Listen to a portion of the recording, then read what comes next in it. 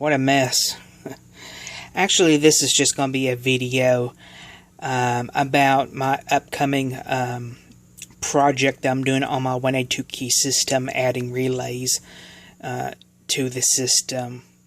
This idea kind of came to me while reading some information online on one of the forums I belong to, and a lot of old techs that installed these systems back then used relays to control things, turn certain things off, on, things like that. And they told me which kind of relay to use, which is a latch-in relay. But in order for any of this to work, you need a dial-selective intercom unit. That unit is the intercom unit itself will be switching the voltage around to activate or deactivate the relay. So you do need to have that if you want to use multiple relays. Now, kind of complicate things on my particular system, I already have a intercom unit installed. A Teltone, let's see, I turn it this way, Teltone C19, and this is the paging adapter, so don't pay attention to this. And it's a 19-station intercom unit. So on my particular intercom unit, the audible supply is 10 volt AC to buzz the buzzers in the phones, and that's 1 through 0. I believe there is a 0 or 1 through 9.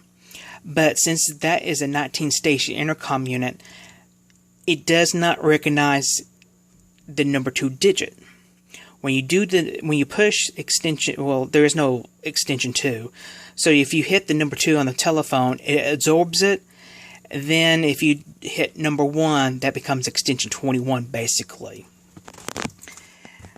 So all you really are doing with these units are switching whatever voltage you want to switch. Ringing voltage, buzzer voltage, power voltage, whatever.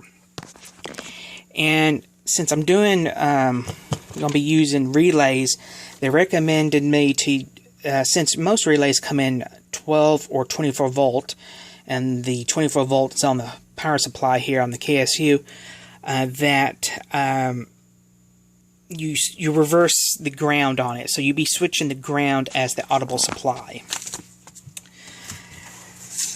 Since my intercom unit is going to be absorbing the number 2 key when you press it on the telephone, I can use extensions 20 through 29 to do the relays on here, and have, let's see if it will focus. So I will have this particular unit be switching the 24 volt DC power to deactivate or activate the relays on this particular unit. So this unit will not be switching any AC current to do any buzzers. It's just going to be power for the relays. This particular is a Tone, well, let's see if y'all can see it. I'm kind of making it all over the place here. This is a Tone Commander RT1900, which means it's touch tone infrarotary 19-station intercom.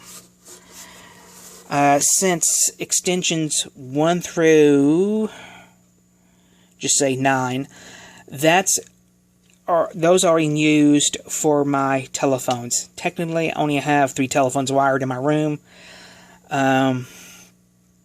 But you can't switch 2 different voltages in the intercom unit at the same time.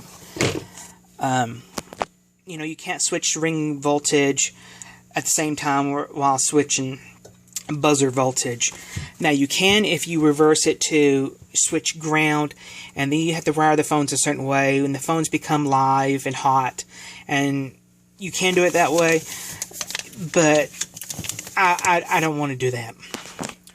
So in this particular setup, I have a Bogen Music on Hold, and you can hear it externally, and it's hooked up to the common on here. So basically,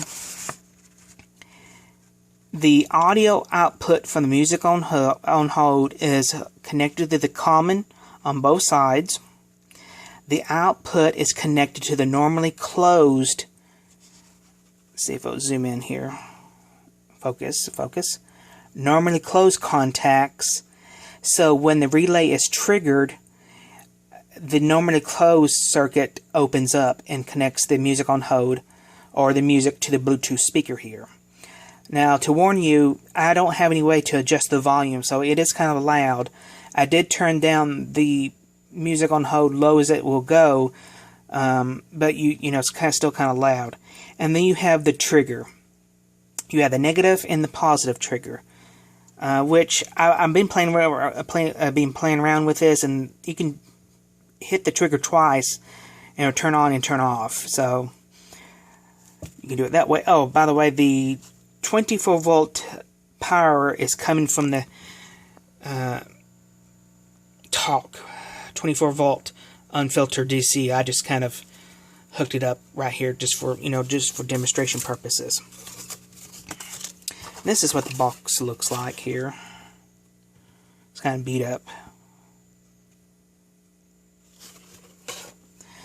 So basically you have the audio coming out of here, going into the relay, kind of like a switch. Pretend this is a switch. And when the switch is turned on, it goes to the outputs here to the Bluetooth speaker.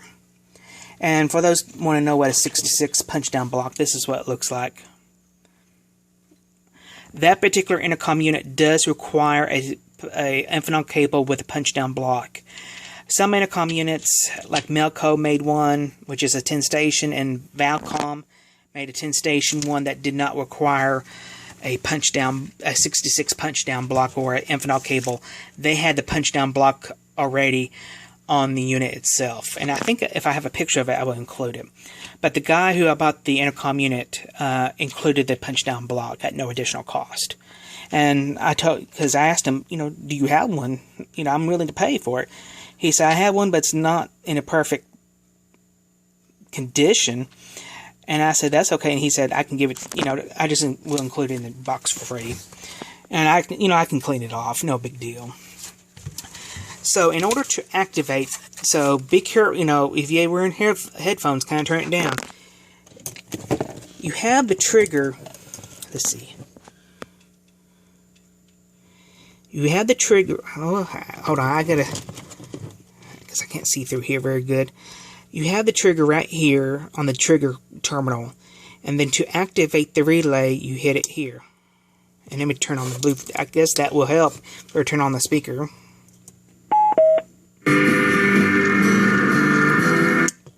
See? So, in theory, the intercom unit would send 24 volts burst to the relay and turn it on. Lone Star 92.5. Then turn it off if you want to deactivate. So, you know, you can deactivate background music like this, or if you want to have a whole bunch of relays and activate a particular room for, you know, have particular background music in a particular room off and on. Or if you want to have a loud bell in your garage, you can activate it that way. So, you know, there is unlimited potential what you can do with relays on a 1 or 2 key system. I did find a guy who does make 10 volt AC relays, latching relays. I might get 1 or 2 because, like I said, I only have 3 extensions hooked up to my phone, the KSU here. And the paging is on one of the stations to activate the paging module. So this is just a potential project if I get more relays to do, and things like that, kind of playing around. But I did, you know, no harm in getting an extra intercom unit, because you never know, these things, you know, these things are aging. So when I do get all this hooked up, my idea is to parallel hook that intercom unit with this on the tip and ring and lamp ground. And like I said, the C19 unit will absorb the number 2 digit and then if dial 2021 and use the 20s extensions on this to switch the relays. There's another thing that I was reading where they used other types of relays to do dialing 9 on the on the 182 if you have a single line telephone hooked up, and use some A leads and do dial 9, and the comm unit will seize a line like line 1 to line 2. Let me turn this off here because the battery's going dead. But you know, you can do all kinds of stuff with relays here. You know, you can have a loud bell, night bell. You can hook this up to your common audible circuit and cut off all the ringing if you don't want all the ringing to happen, and until you turn it on. You know, all kinds of potentials. So if you have any questions, comments, please post them below, and please keep an eye out on future videos on this.